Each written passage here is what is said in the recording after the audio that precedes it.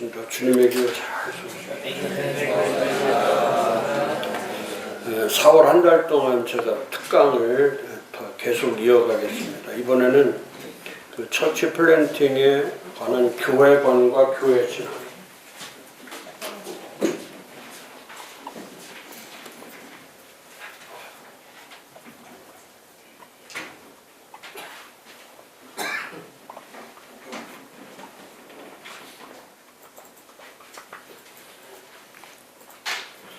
사주에 걸쳐 4번에 걸쳐서 제가 성경적 교회관과 성경적 교회 신앙에 대해서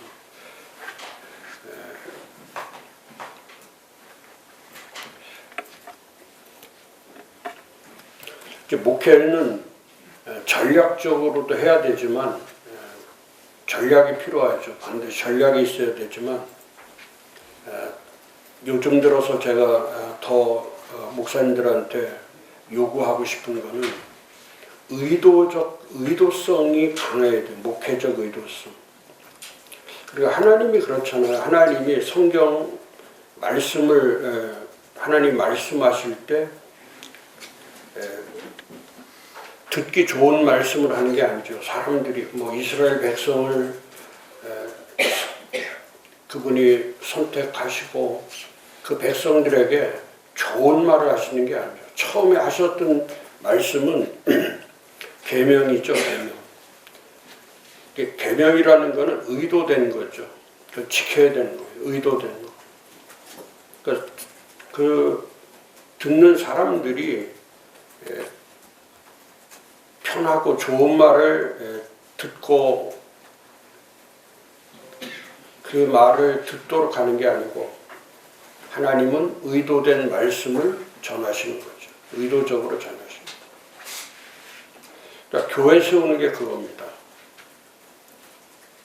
예수님은 사람의 생각이나 상식을 뒤엎으셨죠. 그러니까 예수님이 그 사람들이 가지고 있는 생각이나 상식 안에 머물렀다면 예수님은 교회라는 단어를 쓰지 않았을 겁니다. 근데 이 땅에 살고 있는 모든 사람들이 그 누구도 기대하지도 않았고 기대할 수도 없는 그 유일한 것, 기대할 수도 없고 또 기대하지도 않았던 것, 그게 바로 교회를 말씀하신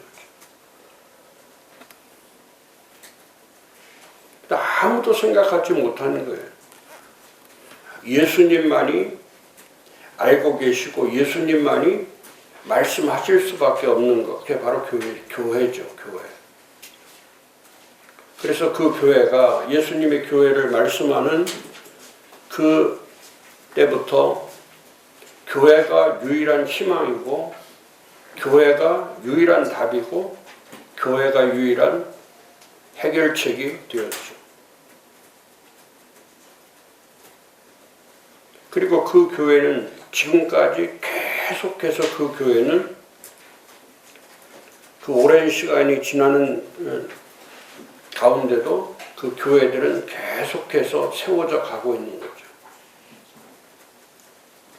근데 오늘날 왜 교회들이 잘 세워져 가고 있지 않은가? 교회 세우는 게 왜 이렇게 힘든가? 그 원인을 찾아보니까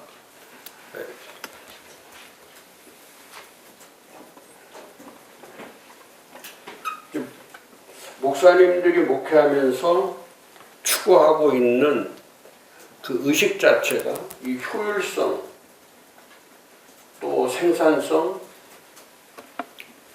그다음에 실용성.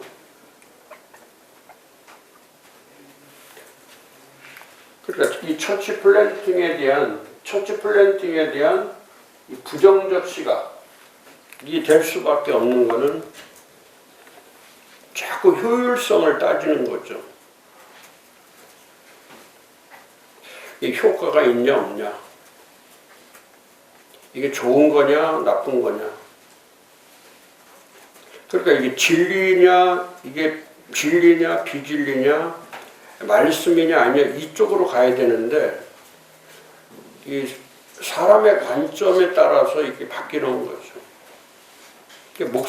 목사인데도 이 처치 플랜팅에 대한 교회 세우는 것이 목회적 효율성이 있냐? 이제 그렇게 묻는 분들도 많아요. 지금 이거를 꼭 해야 됩니까? 처치 플랜팅을 해야 되냐? 교회 세우는 게 그렇게 중요한 거냐? 어제도 제가 그 시흥에 그 한소망교회 조그마한 교회죠. 아주 작은 교회. 그 교회 가서 첫 번째 느낀 거는 야, 작은 교회도 아름답구나. 작은 교회도 참 아름답구나. 교회가 작은데 큰 교회나 이런 교회에서 느낄 수 없는, 야, 이 작은 교회도 이렇게 아름다울 수 있구나 하는 그런 거를 많이 느꼈고요. 그래서 이 목회라는 거는 숫자가 중요한 게 아니구나.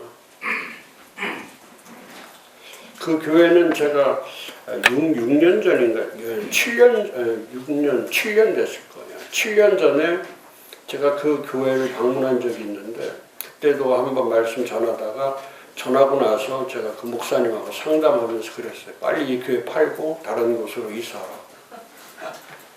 제가 그날 끝나고 나서 바로 그 얘기했습니다. 빨리 내놓고 팔고 목회할 만한 곳, 진짜 목회하는 곳으로 가시라. 여기는 목회할 곳이 아니라. 근데 진짜 그 말을 듣고 그 해에 그 건물을 팔아갖고 제가 어제 갔더니 이제 처음 가서 본 거죠. 근데 그 건물 6층에 이제 6층에 이제 한 일부분을 이제 사셨다고 하는데 그거 팔고 이제 뒤쪽 와서 사신 거죠. 그러고서 보니까 이제 교인들이 뭐 많지 않죠. 근데 그때부터 지금까지 6년 가까이를 그야말로 이제 예전에는 본인 목회를 했고 본인이 하고 싶은 목회를 하시고, 그 다음부터는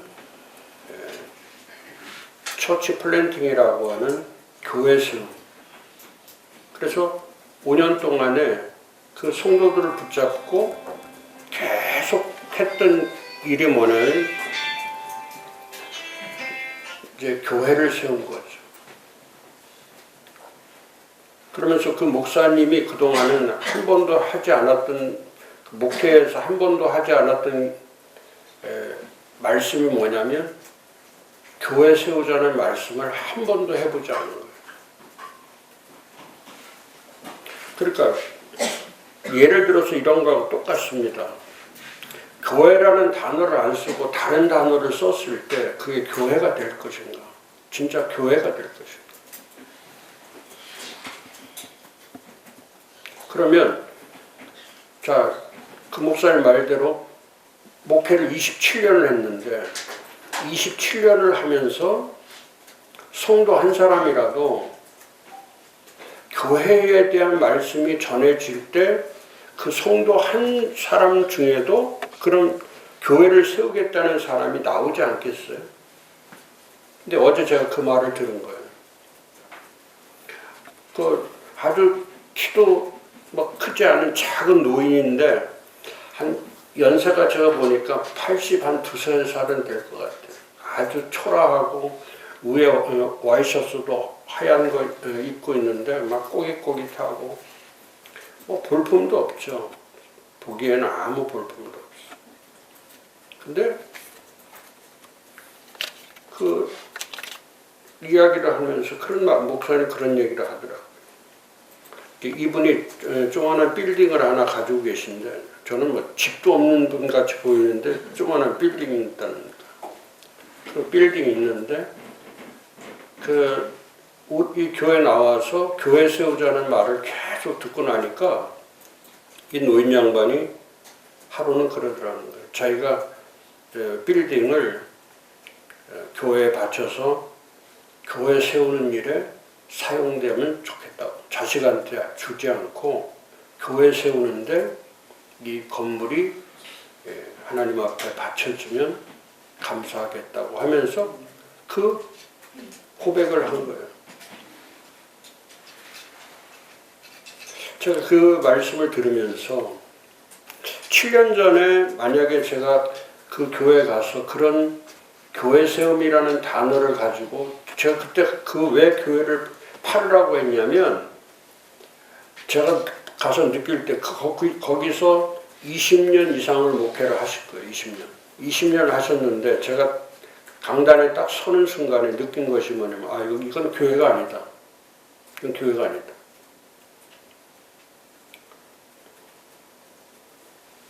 그래서 목회를 하는 것과 교회를 세우는 것에 분별력이 없기 때문에 그러니까 20년 목회를 해도 한 사람도 교회 세우는 사람이 나오지 않는 거예요. 근데 지금은 5년 정도밖에 안 됐는데 그 있는 20명 되는 사람들 가운데 대부분들이 전부 다 어제 보니까 다 열심히 있는 거예요. 다 사랑하는 마음이 있고 다 섬기는 마음이 있고 그러니까 교인 200명, 2000명보다도 어떤 의미에서는 더 소중한 분들이 다 만들어진 거예요.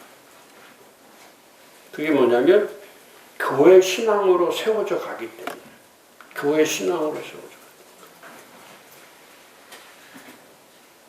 때문에 그러니까 뭐 기도하는 것 들어봐도 마찬가지고 또 식사하면서 기도하는 것 들어도 마찬가지고 전부 다 하는 말이 뭐냐면 다 교회 세운다고 하는 이 고백으로 이 공동체가 형성되어 있는 거예요.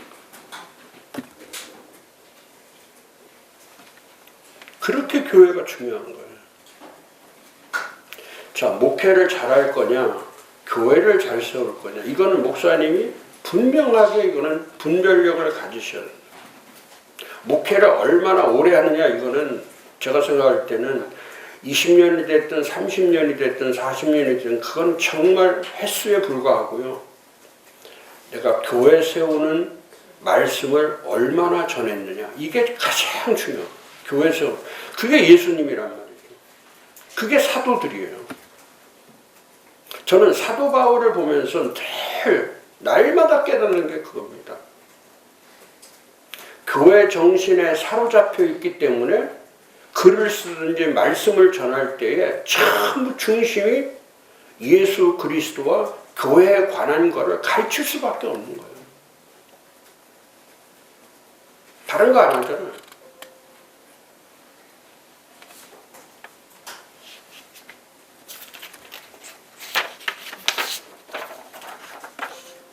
교회 세우는 게 얼마나 중요하면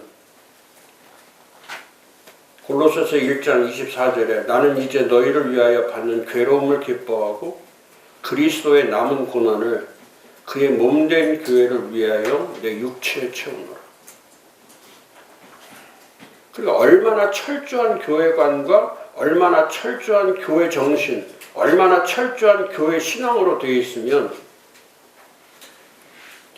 이 고난의 길, 고난으로 가는 길에 교회를 세운다는 건 이 고난의 길로 가는 거다. 그렇잖아요. 언제나 교회 세운다는 것은 우리가 새하여질 때에 예수님께서 흥해지시는 길이란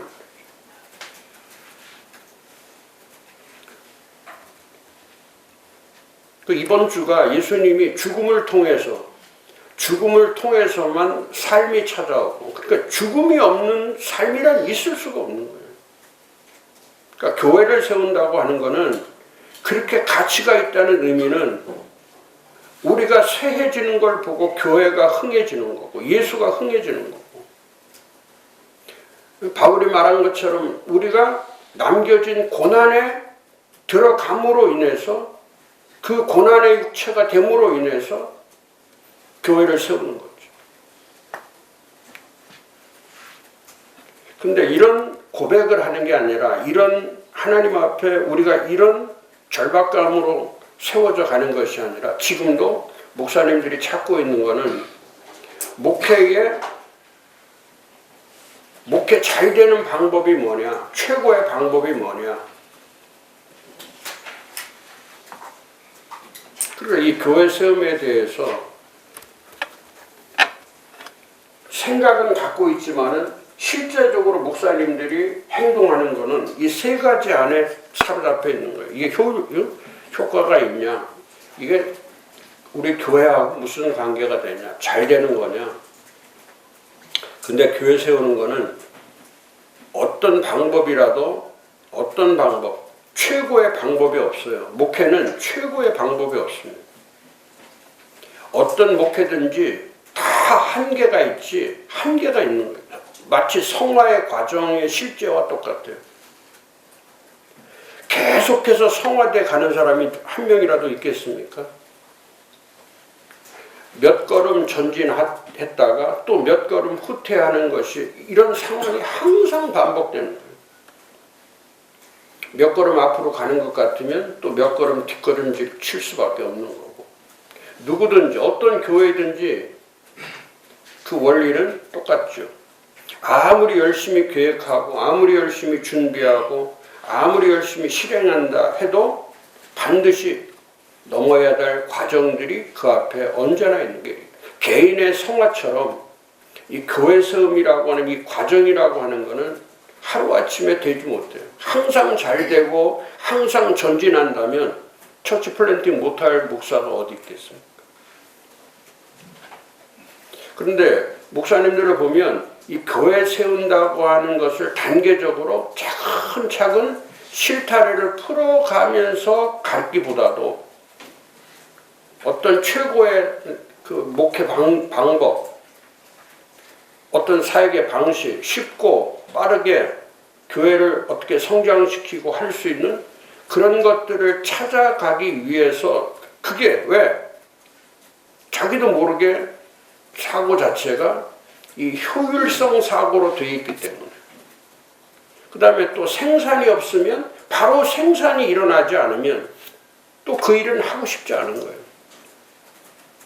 그러니까 사도행전이 어려운 게 그거죠. 오랜 시간을 견딜 수 없는 거예요. 처치 플랜팅이라고 하는 게 심고 물 주고 자라는 건데, 심자마자 열매를 맺기를 원하기 때문에, 물도 안 주고 열매를 얻기를 원하기 때문에 자라는 걸 보지 못하는 거예요.